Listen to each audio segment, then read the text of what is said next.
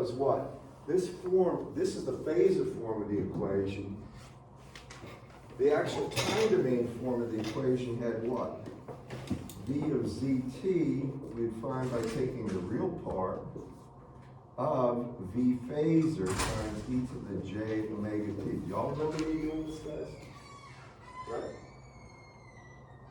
Now, when I do that, V here is e to the minus j beta z times e to the plus j omega t, so it would be the real part of, and this would be, in this case, 10 e to the minus j, and this would be not beta, but simply 50.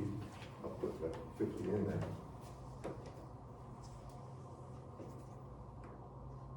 Right? And that's times e to the plus j omega t, correct? Because remember how I said that we go from phasor to time domain, we multiply by e to the j omega t, and take the real part, correct, class? So when we do this, we really take the real part of 10 e to the j quantity omega t minus beta z. And what's that going to be and why? What do I do with this e to the minus, or e to the j omega t minus beta z to get the real part? Anyone? Do you remember the word Euler's identity from last lecture? This is going to be real important to stay on top of this stuff, because here's what happens. If you get behind now, you'll get absolutely demolished in the course. So make sure if you have questions, you ask me and stay up with it. So how do I get that? Do you remember? How do I expand that? There was an identity called Euler's identity. It was what? E to the j theta was cosine of theta plus j times the sine of theta, right? That's Euler's identity. Here, theta is omega t minus beta z, right? So if I expand that in terms of a cosine and j sine, what's the real part going to be?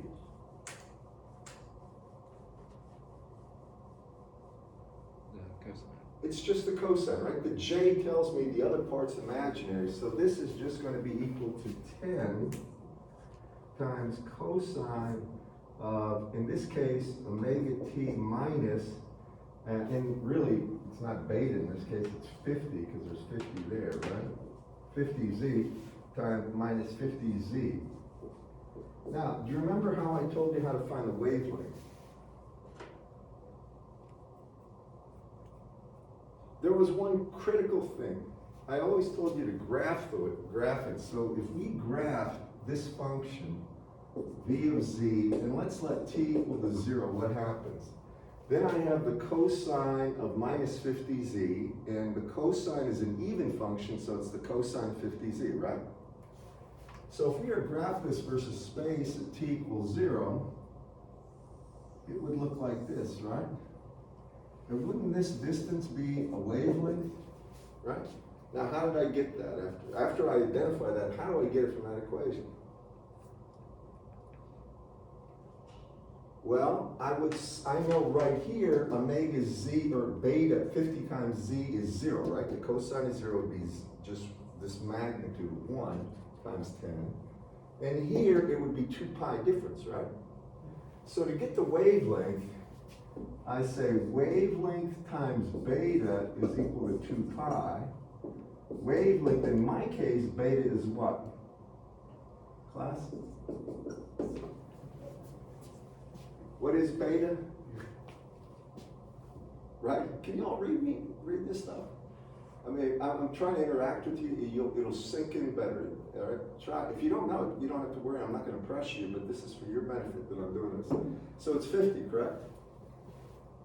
So it's 2 pi over 50, so that would be the wavelength in meters, or it's what? Pi over 25 meters. I don't know exactly what that is, but pi is roughly 3, right? So it's 3/25 of a meter, something like that. You can tell me if you want. But, all right, now, do you all agree that that's the wavelength? Now, how do I get the frequency? Well, I gave you the velocity is 3 times 10 to the 8 meters per second, didn't I? And do you all remember that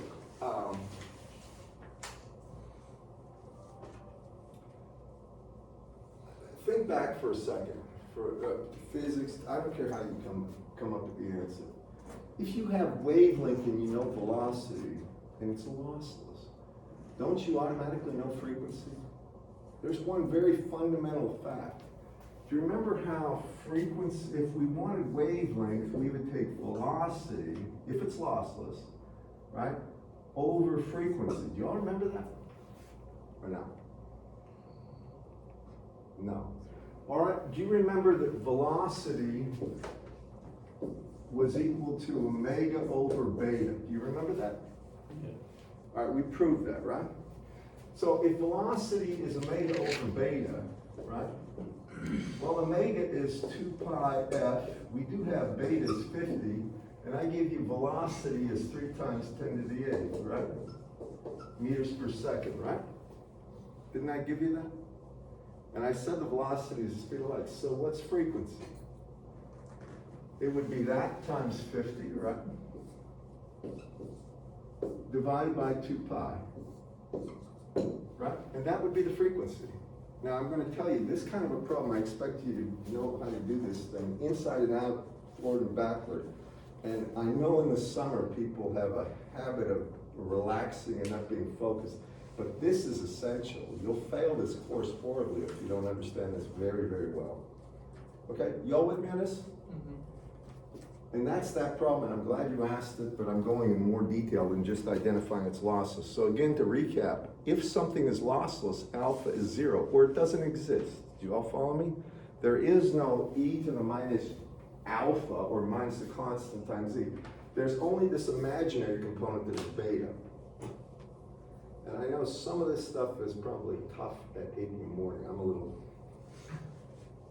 I wish I had a cup of coffee here, but I'll survive. You all with me on this? And you can bring coffee in here, or Coke, or whatever you want. All right, other questions? That's a good one. I'm probably gonna expand them. You got another for me? No. Anybody else? I gave you several homework problems, right? I gave you to calculate the characteristic impedance, right?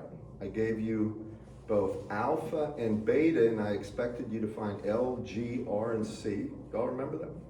Did you all do these things? If you're not doing them, I can't help you. But I'd encourage you to do them, or else you probably will fail the course, and I hate to see that. All right. Now, nothing else? No other questions? Out of curiosity, no blame here. How many did the homework or took a look at them? Obviously you did. You did? Did y'all get them? Not right. Did you have another question? Because these are not hard problems. Did you have? Well, I figured it out after I watched a couple of YouTube videos on it and then talked to my friend that took Dr. Wentworth last semester. I figured it out. I know how to do it now, but when I tried to do it by myself, I didn't get it correct. But most of this is old physics stuff we're doing. Yeah. And it just, besides the characteristic impedance, it should be pretty much trivial. However, there's little things, believe it or not, that little thing with this going from phasor to time domain, people mess that up because they don't use it all the time. Dave Irwin's class taught you that, but it was something you never really thought about. There's a couple of really good Khan Academy videos you can watch that go really slow about every single part of it. Yeah. And they help a lot. By the way, on one note, do you guys have write permissions, do you know? It wouldn't let me write on it when I tried yesterday. But On OneNote? on OneNote, but I was also using my laptop, not a tablet. If you get a chance, can you guys try that? If you want, because I'll let you make comments there. But really, the thing I like doing, this is just up to you. Now, he's recording the videos and he'll put a link, all right, on YouTube. But what I encourage is the class before, they've been going to GroupMe, but before that, Facebook. What had happened is they'd have a Facebook page or a GroupMe page. Now, the thing with GroupMe is once the guy who created it leaves, he can shut it down. It's not there forever. Facebook is. The nice thing about Facebook is you'd have questions about homework 1, homework 2, homework 3, and you post them, and then other people interact, and they give feedback. And if you want me, I can jump in. So I just made a group me and put it in our discussions. If you go to our page on our Canvas and go to discussions, you can join it too. You just click the link. Yeah, and that's great because then you can literally ask questions to the class. I found that extremely helpful with students because there's usually somebody doesn't see one little thing and other people can help you. Helped me pass classes before, that's for sure. Thank you. Okay, so I'm taking this to the next step. Do you remember what we talked about, the very last thing we were talking about before we left? Anyone? Decibels, wasn't it? Yeah. All right, so let's go through the decibel thing. So we have decibels. It's really a way of gauging phenomena where there's orders and orders of magnitude of difference. If you go from 10 to the minus third to 10 to the 20th, you don't want to talk about these numbers as themselves. It's the ratios and the dynamic range is too great. So what we do is talk about decibels. And just to recap, when we talk about decibels that are related to either voltage or current, it's 20 times the log, that's a base 10 log, not base E, of either the voltage or 20 times the log of the current. That's the general form. Now, if we talk about dB and we talk about power, dB power, then it's 10 times the log base 10 of the actual power. These are the general forms, the way to think about it.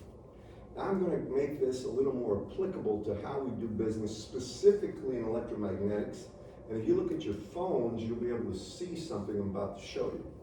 Typically, when they talk about power of a radiated electromagnetic wave, like the type you receive on your phones, they talk about dBm. What this is dB milliwatts. And that's equal to 10 times the log of the actual power divided by 10 to the minus third, or divided by milliwatt. Here it scales everything, right? It's a proportional ratio. So let me give you an idea.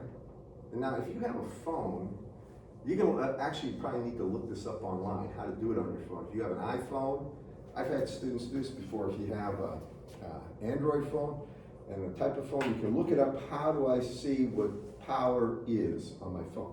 And you'll see it's in dBm. So let's just take a look.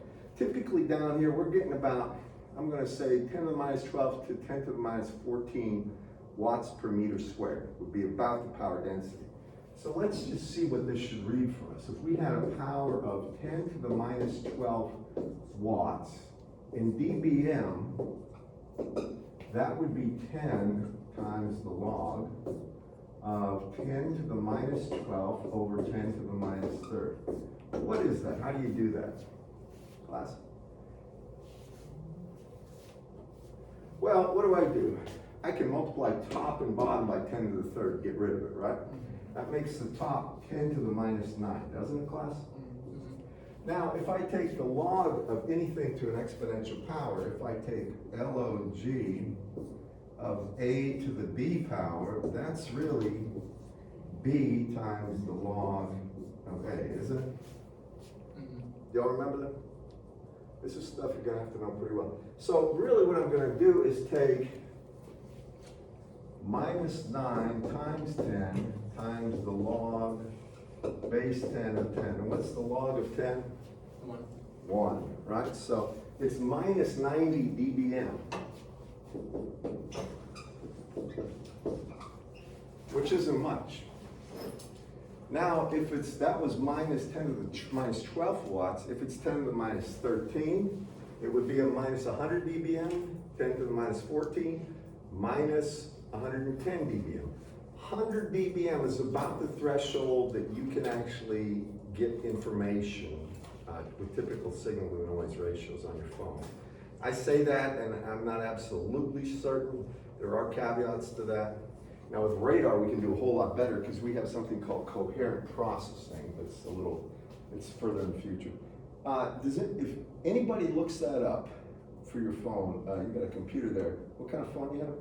iPhone 10X. Is that Android? iPhone, no. Oh, it is an iPhone? Uh-huh.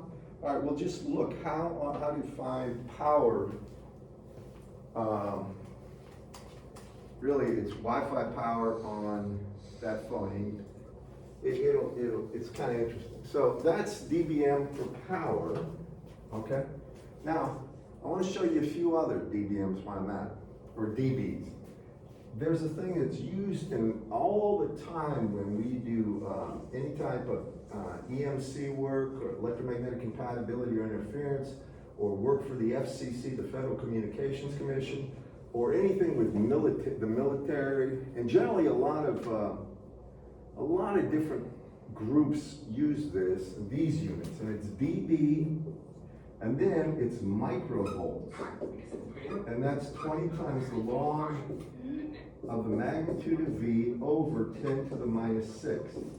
Now, if you look at that, the only thing I'm doing is I'm scaling the voltage by a microvolt. Do y'all see this? And that would be dB microvolts. Anybody want to take a guess what dB microamps is? 20 times the log of what? Well, amp is a measure of what, guys? Current. So it would be I over what? 10 to the minus 6. Y'all see this? So you just divide by whatever the unit is. M, when we talk about M, that's milli, so 10 to the minus third. And it's a wattage, so you have to have 10 here. And if it's voltage or current, it would be 20. Now this is really useful and it's done all the time. So you were asking, you can go to open settings and then general, and then about, and then legal and regulatory, it looks like. You just want the level. And you should see your iPhone's model number at the top of the page, and you can check the model number features for the Intel chip. Yeah, but I don't care about all that. I just want to know how to find power. When you find that, try it on your phone, okay? That's the only thing I care. All right, now, here you go with how to do dBm in general. There's one other thing. When they take a look at dB loss or gain, this is what they mean. It's dB loss or gain. They'll have a system, all right, and they'll say something like, well, P into the system is 10 watts, and P out is equal to 1 watt. This is right out of Whitmore's book. And they want to know how many dB of attenuation or gain there is. So here, the dB ratio would be 10 because it's again a power times the log base 10 of, and you take the output 1 over the input 10. And this is going to be what? Well, that's 10 times log to the 10 to the minus 1, or it's minus 10 dBm. That's a gain because it's a ratio of the output to input. It's really 10 dBm of loss. Do y'all follow me on that, class? It reduced the signal by 10 dBm. Agreed? Now, I'm going to stick with this example and ask you one other thing to kind of help you with dB. Because dB is something that's so valuable, but there's little things sometimes that people don't see. All right, you ready? So now I'm going to do this. I'm going to say that I've got a P in of 10 watts and a P out of 10 to the minus 6 watts. Okay? Now, what would the dB attenuation be, or dB gain? I'll call it gain. Well, I'm always going to have a 10 times the log, right? Of the output, which is 10 to the minus 6, right? Divided by the input, which is 10. What's this going to be? Well, that's 10 to the minus 7th, right? And if I take the log of 10 to the minus 7th, I get minus 7, right? Yes, One sir. second. So this is going to be equal to minus 70 dB. And that means there's a loss of 70 dB. Y'all follow me? Go ahead. What was you going to say? So I found it for AU Wi-Fi on my phone. I'm getting about negative 50 dB. RSSI negative 50 dB. And what about your cell phone carrier or your actual cell phone? Okay. Because that's, so it's minus 50 dBm for the Wi-Fi. The Wi-Fi is embedded down here. So let's see, my network is negative 47 dBm down here right now. So That's pretty darn good. That's very good. Because I've got well, I don't know about, I have inherited my wife's iPhone, but when I used to I have say this. mine's a little newer. Mine. Okay, I mean, no, not on this iPhone, but on the other iPhone, when I was over there in the first classroom on this floor, 107 I think it is, I couldn't get a cell phone signal. It just dropped down to -10 too. It's fluctuating right now. It's Pretty 10 dB below what it was. No, it just says -10 dBm now. Instead That's of great, 50. that's more. Right? Okay, well, The there you more go. the closer, the Now closer the now we're number back is. at -60. So. Yeah, it's going all over the place just by your hand position. All right, now, last thing with dB before I move on. Suppose I do this just to make sure. Still got 10 watts going in, and I want to know what the output power is. If I have a dB gain, remember I said gain of 40 dB. So what would the output power be? That's an increase, by the way, right? 40 dB positive would be an increase, minus would be a decrease. What would it be, class? Well, just think of what I've been doing. I know that dB gain is equal to 10 times the log of P out, right, over P in, right? Y'all agree with this?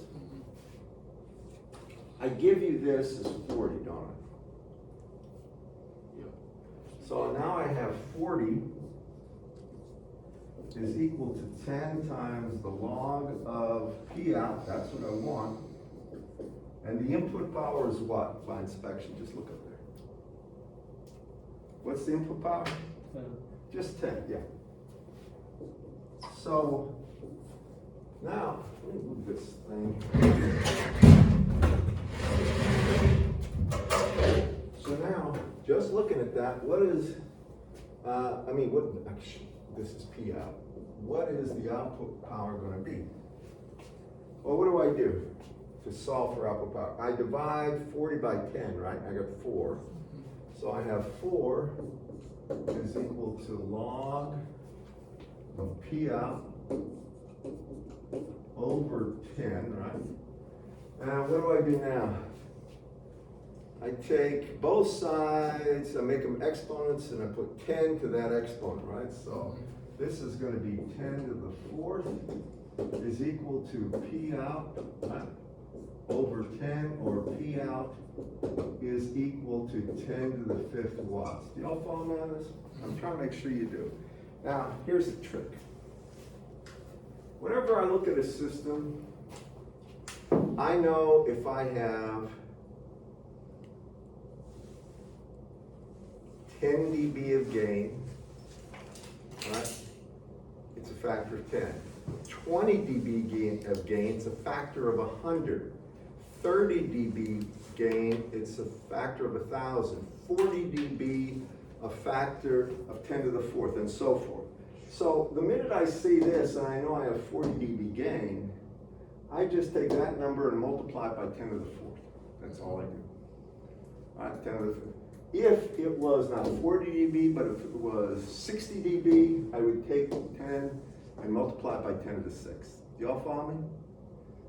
And if it was negative, if I had minus 40 dB of gain, I would take 10 times 10 to the minus 4. And that's the only thing you need to know when you're dealing with dB increase or decrease in power. Are you with me, everyone? Okay, and that's it. So is dB pretty much always going to be in rounded 10? Well, dB can numbers? be ratio, no, it can be like 3.8. We're gonna see something in a second where it's 8.686 times alpha is, and blank is dB per meter, but we're gonna see this. The thing about this is I'm choosing nice round numbers to make my life easy. And something else I'll tell you, remember with dB, it can be an actual number that specifies an actual value, which would be like dBm. You can get the exact power. If you know what the power is in dBm, you can get the exact power in watts. Y'all follow me? All right, just by doing an inversion of that. But it can also be a ratio of output to input gain. So you may not know the actual value of the input power, but if you know the gain is 40 dB, whatever the input power is, the output power is that times 10 to the fourth. All right, so with amplifiers, usually the gain is in dB for most amplifiers. All right. Now, something about dB related to the actual equations we developed, and specifically alpha.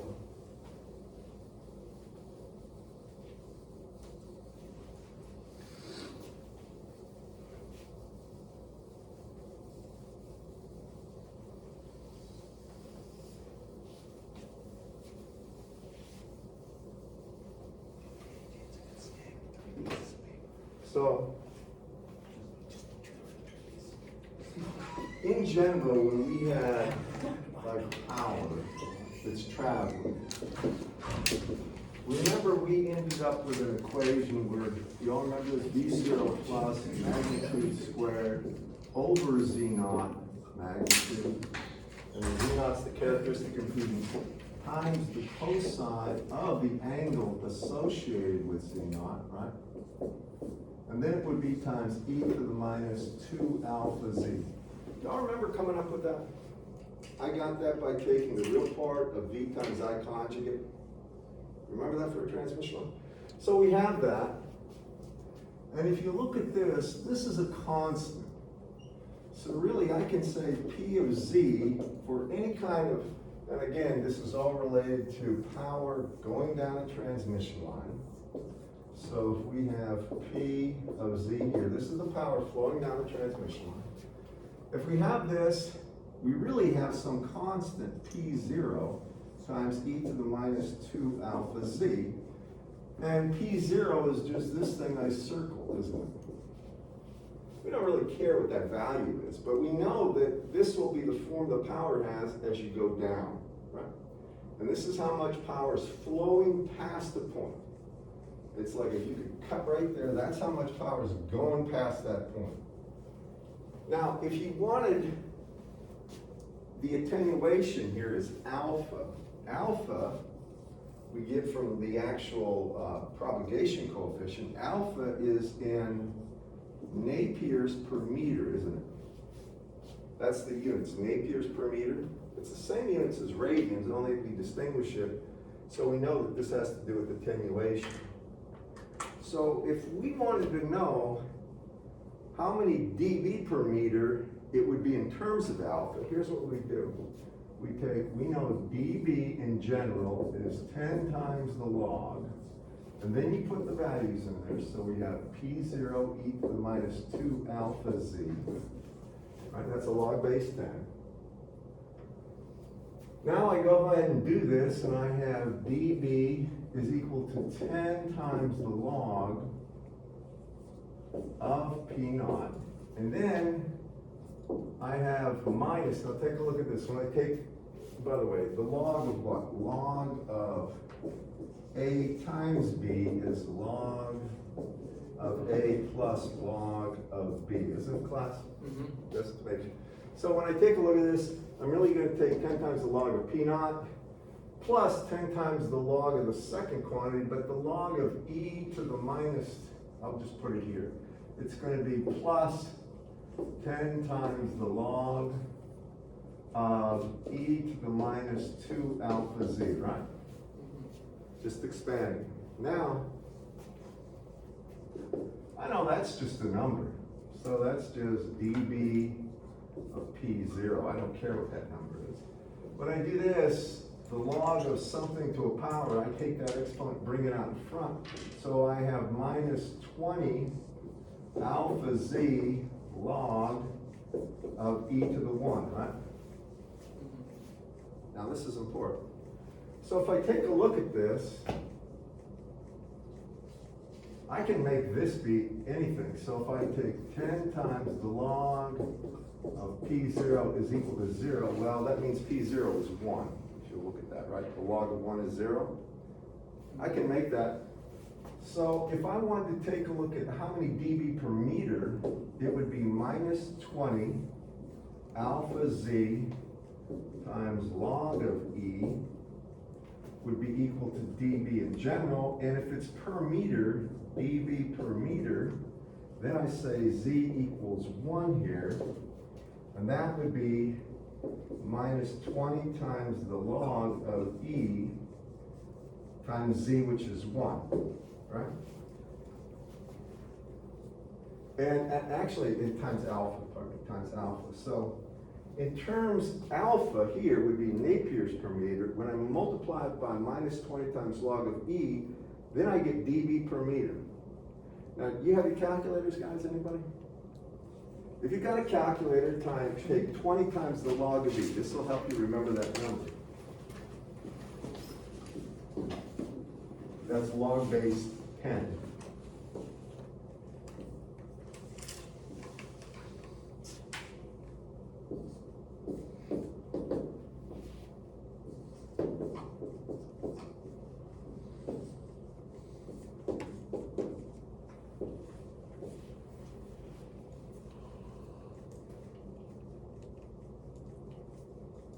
What'd you get? Did you get it? 8.69. 8.686 alpha, and here's the deal. If you have an alpha, say it's 1 Napier per meter, the amount of dB per meter would be 8.686 dB per meter. If you had alpha equals 2, it would be 2 times that would be dB per meter. Do y'all follow me? And that's the relationship between dB per meter, and that's what you'll see on, the coax cables that you see, like Spectrum, and Cox Cable and all them, and Verizon, the stuff that comes into your house. Y'all know what coaxial cable is, right? That stuff is 75 ohms, and it will have a rating of dB per, not meter, but per kilometer. And it'll be very low. Sometimes, I'm gonna say the range is about 3 to about 8 or 6 to 8 dB, depending on the frequency. That's extremely low. Now what happens is the signal decreases in strength. They need what's called a repeater, a simple amplifier that amplifies the signal. And the reason we like fiber optics is we don't need an amplifier every couple of kilometers. The attenuation, when you're talking about fiber optic cable, is dB per hundreds of kilometers. I mean, they have very little loss. And that's the real thing with fiber optic that makes it so valuable, and the bandwidth. So that's the relationship between dB and decibels per meter and dB and Napiers per meter. Funny story about that, when I did construction, most stolen thing on the construction site was fiber optic cable. I swear to God, every night someone would jump that barbed wire fence and steal fiber optic cable. They still copper, I know that, but it doesn't surprise me. That's cable. Right, like if you can sell it, it's expensive. You gotta find someone to buy it. In general, fiber optic cable, real fiber optic cable, not the plastic stuff that's used, the real fiber that's buried in the ground is put in by the cable companies or the telephone companies, and that stuff's pure glass. And it's expensive and it's very delicate, so it's very heavy too. It's about that thick, and when they lay it in, you'll see this thing uncoil, and they'll bury it in the ground. And I've had this done in front of a house that I used to live at. They had eminent domain. But the thing about it is, when I think of glass, I don't think of something that's bendable. I don't know if it was Dow Corning or which company, they put something in there that allows slight flexibility, not much. Has anybody ever seen fiber optic cable being put in? Mm-hmm. It's a massive spool where the curvature is minimal, that they just put it in. And I'm mentioning that because some of you will probably be in the telecommunication industry here. And at least the more you hear about fiber optics and people's exposure and experience with it, the better. Okay, the next thing I'm going to talk about is going to be, I'm going back to the real transmission line stuff. All this was pertinent to transmission lines. We're going to talk about reflection coefficients and transmission. So when you have plus to minus some voltage here, I'm going to call it a source voltage. This is going to be a given frequency, but we would typically put this in terms of a phase, just the magnitude of an angle. Right? This is a source voltage, just like your circuit scores. In there, you're gonna have this connected to a transmission line as such, and it's gonna have a load.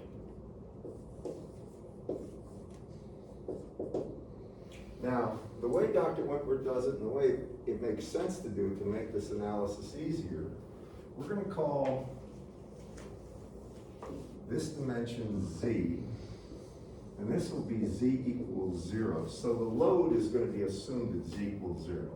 Y'all follow me on that? All right. Now, when we do this, I know that on a transmission line, you have electromagnetic waves that develop a plus minus potential here that are propagating in this direction. They're gonna hit this point, and some of it is gonna reflect back and go this way. So there's a reflection of electromagnetic energy in general. And when you talk about this, when we have a voltage V of Z, it's equal to V0 plus times e to the minus gamma Z plus V0 minus e to the gamma Z. And I of Z is equal to I0 minus, or I0 plus e to the minus gamma Z plus I0 minus e to the gamma Z. Now, these are two equations we came up with last time. But here's some twists. Remember I said that if I take the ratio of V0 plus to I0 plus, I get Z0. Do y'all remember that? Right? I got the characteristic impedance of the line, and the characteristic impedance in the line in general is equal to square root of J omega L plus R over G plus J omega C. And these are per unit meter parameters. And if it's lossless or low loss, Z0 is really equal to about the square root of L prime over C prime. We did this last time. Do y'all remember that? All right, so when I look at this, that's the ratio of V0 plus to I0 plus, but the ratio of V0 minus to I0 minus is actually minus Z0. Do you remember me talking about that at all? This is last time. If you take a look at that, now I can replace that I0. I can say that I of Z here is equal to actually V0 plus over Z0. And here I'm just saying I0 plus would be V0 plus divided by Z0 times e to the minus gamma Z. And then it would be minus V0 minus over Z0 times e to the plus gamma Z. And here I've just replaced the i's with V. Okay. Now this is where it gets important. When I talk about V of Z, I'm talking about a phasor voltage that's measured from one point to another point at a given distance Z on the transmission line. At that point, there's also a current I of Z. Are you with me? So at a given point, if you cut the transmission line at any point, you can measure a voltage difference and you can see a current going through there, theoretically, right? Current flowing down that way and returning there. By the way, the same amount of current goes down as comes back through any cross section, so the net current flow is 0. You all follow me on that with transmissions? These are called differential currents. So the next thing is, if I look at the ratio of V of Z to I of Z, I get the actual characteristic impedance of the line at that point. That makes sense to everybody? Ratio of voltage to current is impedance, right? Y'all agree? Now specifically what we want is the ratio of voltage to current at the load. It is the load, isn't it? So if I want the voltage difference here, that would be V of 0, and then this would be the current in the load, I of 0, or the load current, and that would be the actual value of ZL. So here, I'm going to say the ratio of V of Z to I of Z is equal to, now now I'm just gonna put that up here. I have V0 plus e to the minus gamma z plus V0 minus e to the plus gamma z over I, which is V0 plus over Z naught e to the minus gamma z minus V0 minus over Z naught e to the gamma z. And if we set z equal to 0, then we get V of z over I of z is simply the load impedance. And this, just take a look at what I'm gonna do. I'm setting z equal to 0. So all these exponential terms turn into values of 1. E to the 0 is 1, isn't it, class? All right, so what am I left with? Well, I have V0 plus V0 minus, and then I can take the Z naught out on top. Then I have V0 plus minus V0 minus times Z naught. Just take a look at that. The only thing I've done is pull the Z naught on top. Y'all with me? Now I do that, and here's where it gets important. I'm gonna erase that to make it easier to see. Now I'm gonna divide the top and bottom of this. It's legal to do this. If I divide the top and the bottom of any fraction of the same amount, it doesn't change the value. So I'm gonna divide top and bottom by V0 plus. And what I'm gonna do is define what's called the reflection coefficient of the load as V0 minus over V0 plus. So here, when I do this, V0 plus over V0 plus is 1, plus the reflection coefficient of the load. This becomes 1 minus the reflection coefficient of the load. All of this times Z naught is equal to Z load. Y'all follow me on this?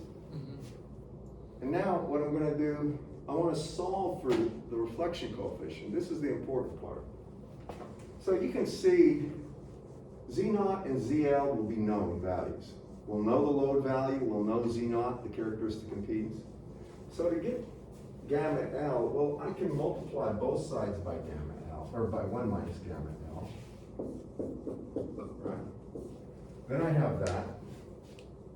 Then I can gather all the terms of gamma L to one side, say this side, and then I would have 1 plus gamma L times Z naught, right? Wait a second, let's see. That would be, if I take this over here, I'm gonna have gamma L, and then it would be times Z naught plus ZL, and that would be equal to ZL minus Z naught. Y'all follow me on that? the only thing I'm doing is rearranging things to get solve for gamma L. And therefore I find, and this is important, so box this one, gamma L is equal to the load impedance minus the characteristic impedance over the load impedance plus the characteristic impedance. And this is termed the reflection coefficient.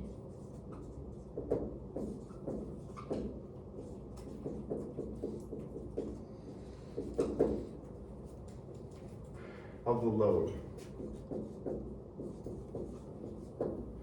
And it's very, very important you catch that.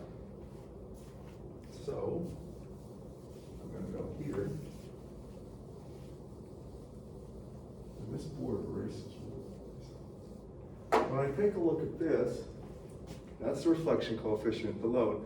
Now I can rewrite the original formulas I had, and I can say, therefore, V of Z is equal to some V0 plus times e to the minus gamma z plus the reflection coefficient times e to the plus gamma z. Here I've taken the actual value of V0 plus out in front to make it easier.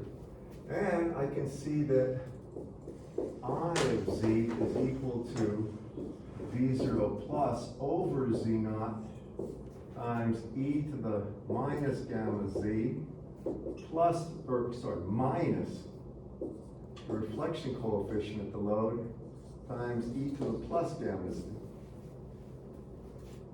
So what I've done is, I've got the equations into a form that's more usable, more friendly to me. Now, that V0 plus I can find out, and you'll see this in a second, for any circuit, but everything's in terms, this is a reflection coefficient. And let's just talk about the reflection coefficient's values for a second. We'll take a look at the actual range.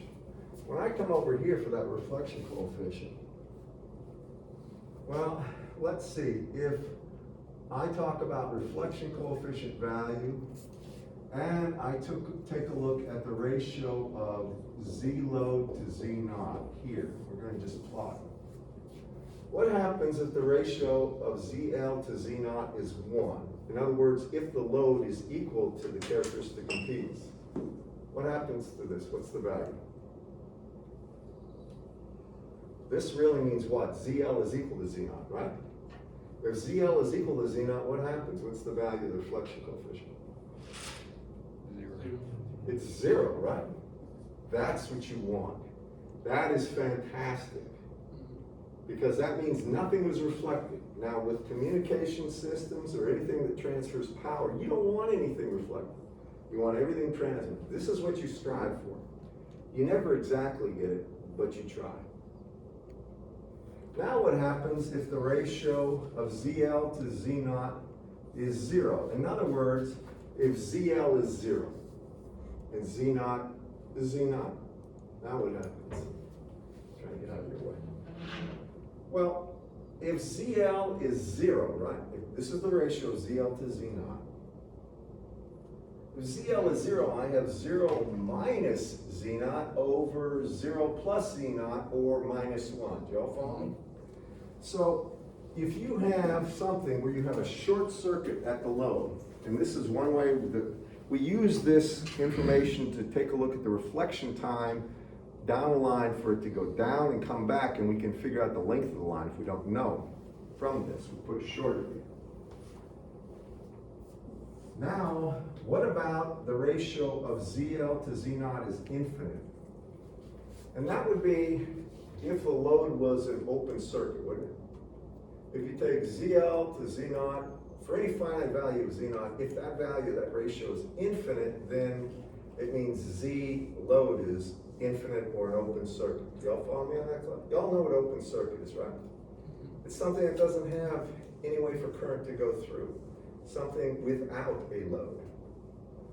This would be what? If it's infinite, ZL would be infinite minus something finite, which is infinite, over infinite plus something finite, or infinite over infinite, which is what? Y'all follow me? What that means is, if we look here, these are the extremes. The maximum range of reflection coefficient goes from -1 to +1. That's it. All right? That's the maximum possible. And anything in between. Ideal, it's 0. Now, something I'm going to tell you that's valuable. When you have that, as I've shown you there, there's something on the line you have to get an idea of. That when we actually have and we're going to be in the phasor domain, we take a look at the voltage contours that would be on the line in the phasor domain. This is our transmission line here. We're just going to assume it's here. And this is our load. Right there. And don't even worry about the source, but what happens is, if we take a look at the actual magnitude, or the actual voltage, magnitude of V of Z versus this, you'll see something like this. All right? It'll go from a max to a minimum value. Y'all follow me on that? Mm-hmm. Now, if the reflection coefficient is 1 or -1, this thing will go to absolute 0. But what we like to talk about, and this is very useful when you're doing engineering work, is something, not the reflection coefficient, but we talk about the standing wave ratio.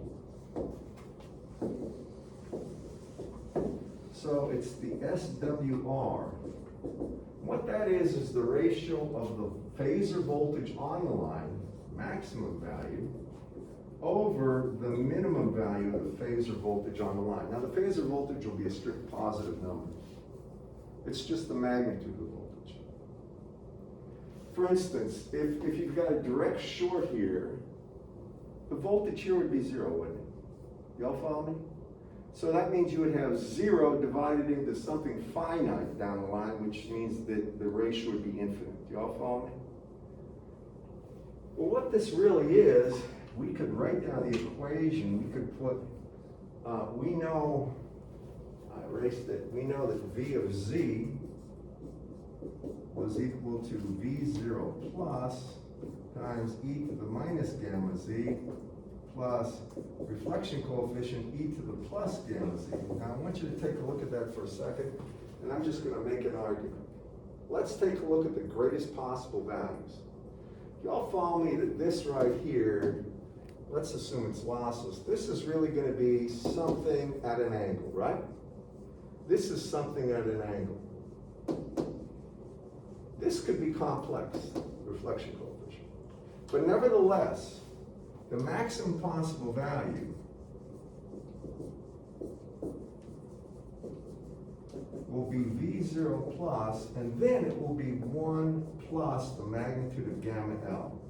Now I can prove this by doing a mathematical derivation, taking a derivative and setting it equal to 0, solving for Z, and then finding out what it is. But it will always be 1 plus the magnitude of the reflection coefficient. That's the maximum possible value. Anybody want to take a guess at what the minimum possible value is?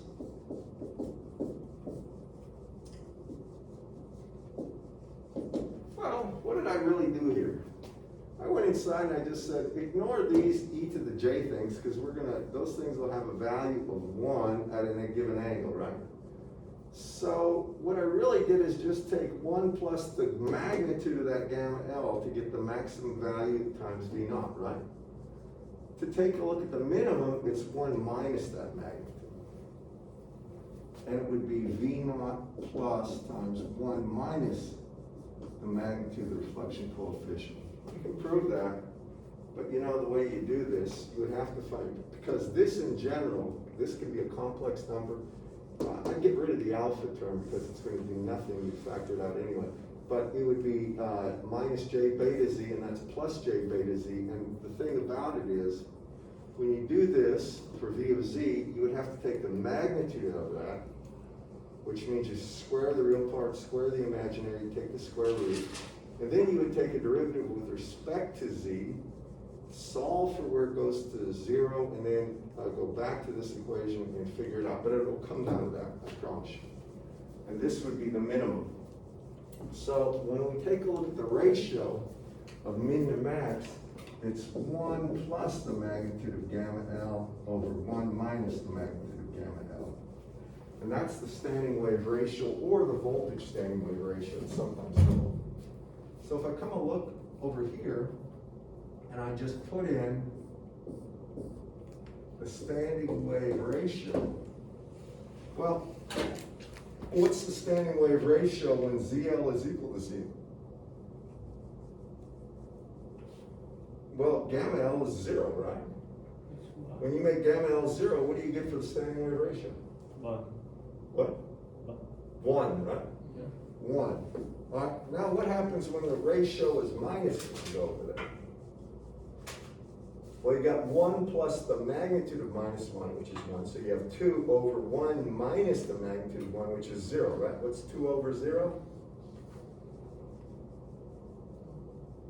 Infinite, right? Yeah. Sure, it's going to be infinite. And that's right, the ratio would be an infinite value. What about for the last one? When the reflection coefficient is 1, what's the standing wave ratio? 1 plus 1 over 1 minus 1 is infinite, isn't it? Mhm. So this is infinite as well. Oops, sorry. Oh, so this is infinite. So the lowest possible value you can have for the standing wave ratio is 1, and that's what you strive for. That means you're getting all the information down the line, nothing's reflected back. That's what you want. You don't want a standing wave ratio that's tending towards infinity. And anything above about 2 is bad. And I have a story for you later on that one. It's based on my little personal experience with this. Okay? Next, what we're gonna do,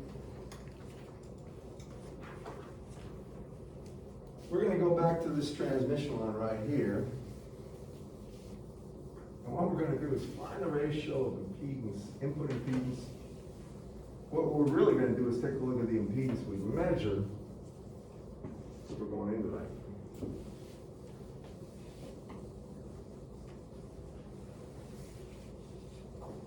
You know, we got 8 or 9 people in this course, 2 to 4. We're missing several.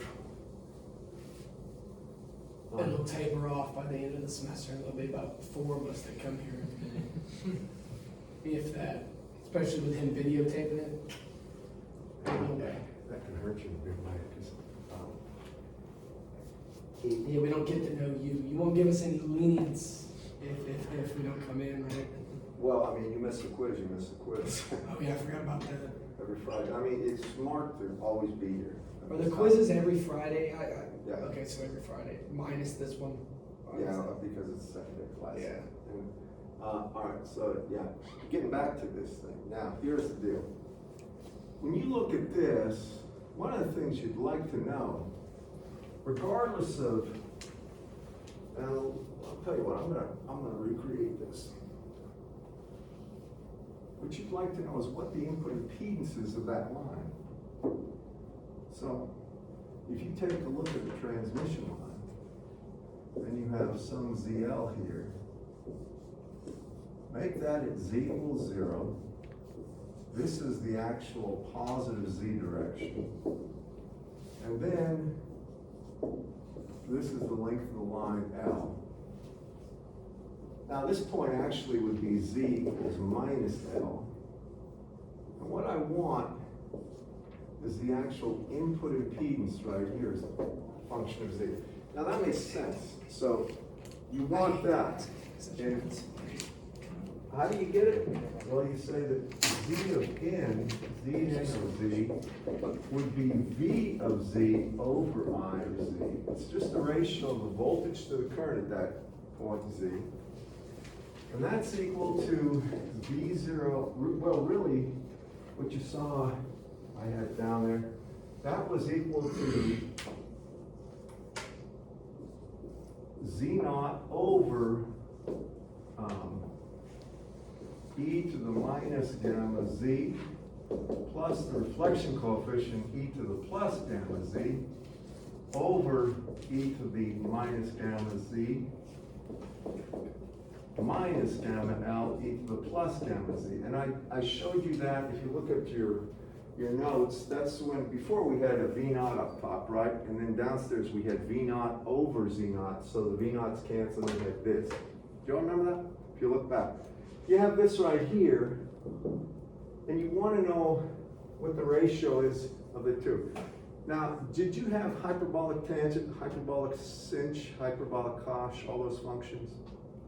You remember how in general, when you take a look at the sine of theta, that was equal to e to the j theta plus e to the minus j theta, right, over 2j. Do you all remember that?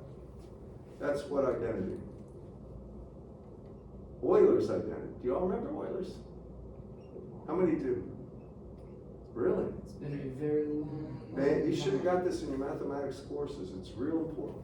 That would be sine. What is cosine of theta? J theta plus e to the minus j theta over 2, right? And the tangent of theta is the sine of theta over cosine of theta, right? Do y'all remember that stuff? Really? Or well, I know. It's Sine over been cosine. like 3 years Yeah. since I've taken you're gonna use this stuff all the time. In engineering, you have to know your mathematics extremely well because, I mean, when you get into EMAG 2 and all your senior level courses, it's immersed in math. Differential equations, integral equations, trigonometric identities, it's just, especially with communications and things like that. So you're gonna be immersed in it. As a matter of fact, you had signals and systems, right? So you should have had these identities there.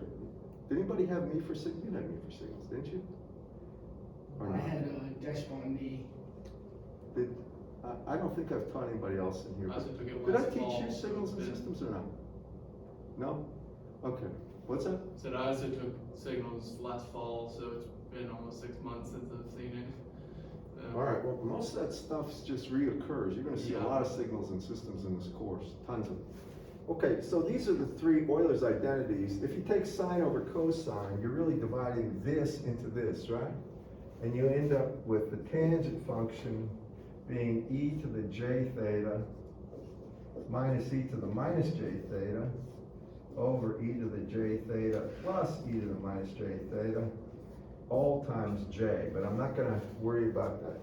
When you take a look at hyperbolic tangent, what happens is, you see how I have, I better do it this way. You remember e to the j theta, this is another form of Euler's, was cosine of theta plus j sine theta. Do you all remember that? All right. Well, if you take a look at the hyperbolic tangent, or e to the gamma z, that's equal to the cosh of gamma z plus the sinh of gamma z, and I'm not going to go there, but these are hyperbolic functions. That's the actual Euler's identity. This is, I don't know the name of this identity, but it's the equivalent for the hyperbolic functions. So I'm just going to cut to the chase here. I'm not going to go through the mathematical proof of this. If you take this and expand it in terms of sinh and cosh functions, and then gather things, you'll end up with this. Write this down. This is in your book. It would be Z naught, which is the characteristic impedance. And then it's going to be equal to ZL plus Z naught. And then it's times the hyperbolic tangent of gamma times, actually, let's do gamma times L over Z naught plus ZL times the hyperbolic tangent of gamma times L. Now, I'm going to do one thing to try to decouple this, because I don't want to confuse you. This is going to be the input impedance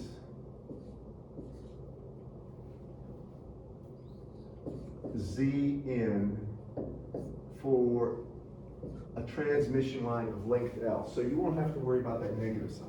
That's what it is if I'm given length L away from ZL, okay?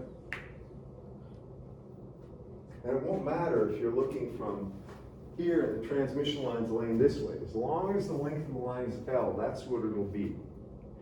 Now this is for a lossy case. We don't use this one very often.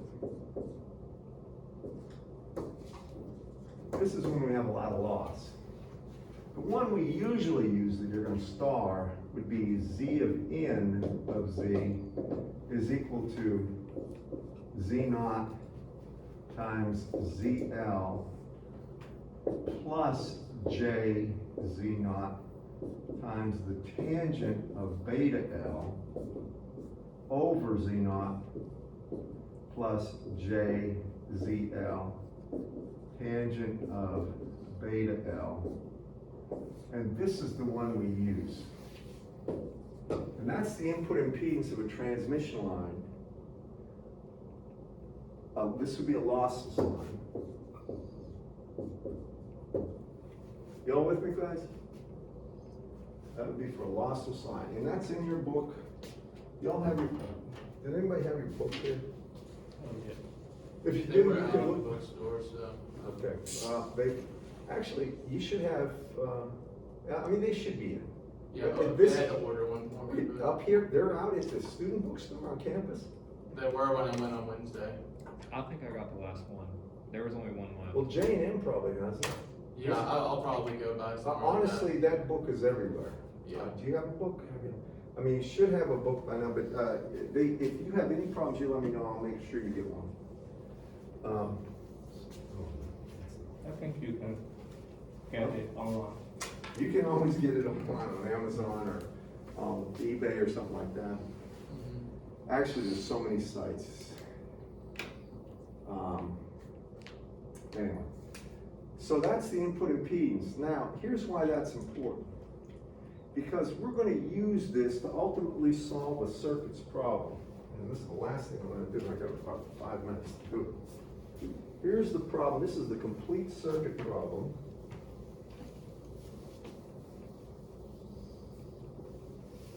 It's a good problem too. So this is called a complete circuit.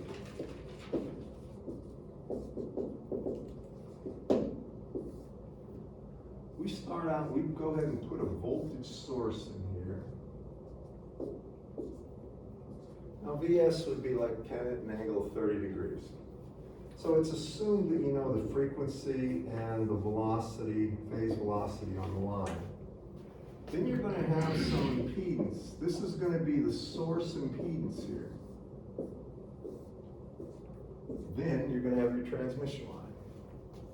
And the transmission line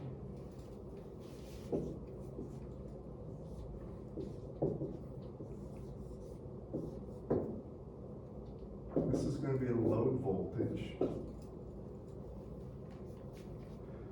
And the length of this is L.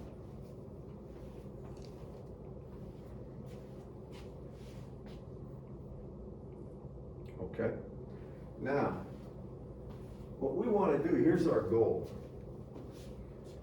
If I give you a voltage here, what's the voltage down there? And if you've got the voltage, you've got the current, so you've got the power. Y'all follow me? So we're going to go through, where ultimately we want that voltage there, and here's how we do it. Step one is this. We first find Zn right there, Zn with L. So find Zn. Alright? Now, once I have that right there, that actual value of Zn, that's right here. The next thing I do is I draw this circuit where I have plus to minus source voltage, then I have Z source.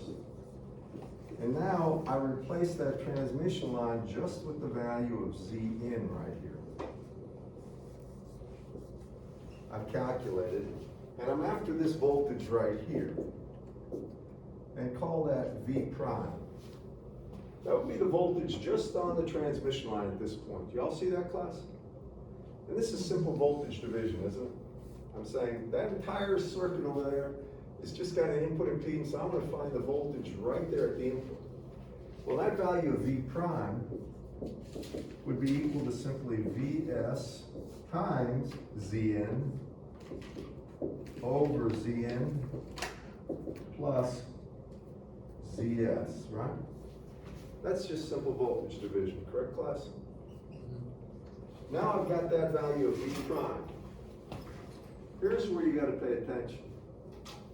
But actually, anywhere on that line, the voltage between here and here, V of Z is equal to V0 plus times e to the, and we're gonna use lossless line, so I can put that down, lossless line, times e to the minus j beta z, plus the reflection coefficient times e to the plus j beta z, right?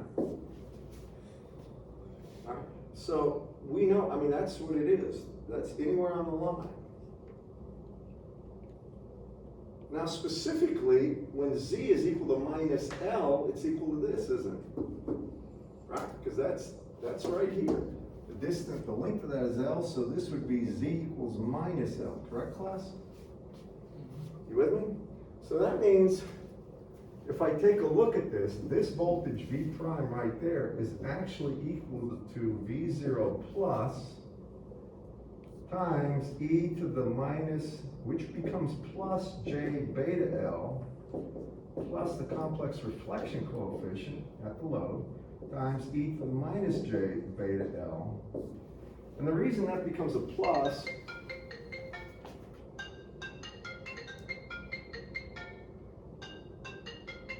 turn this thing off. Sorry.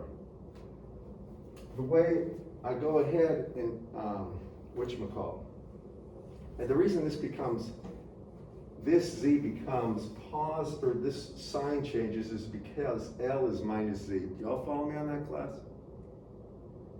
Because your actual value of Z down here is minus L. There's where the zero is. Now, we need V0 plus, so we say V0 plus is equal to V prime, right there, over e to the J beta L plus the reflection coefficient at the load e to the minus J beta L. And now we have V0 plus. We're almost done. Y'all see that this is fairly straightforward. We're getting a voltage at the input of the line, setting it equal to this. Now we have V0 plus. Once we have V0 plus to get VL, the only thing we do is we take this equation and we let Z equals 0, right? That is the load. Y'all follow me? I made sure I put the load at 0. So now we can say that V at the load, V at Z equals 0, which is V at the load, is just equal to V0 plus, which is this, times 1 plus the reflection coefficient. Because these quantities, e to the J will be e to the J 0 in both cases, which is just 1. Y'all with me on this? All right. And that's basically it. That's how you get the voltage at the load. How would you get the current at the load if you had the voltage? If I wanted this current, what would it be? Voltage at the load divided by ZL, correct, class?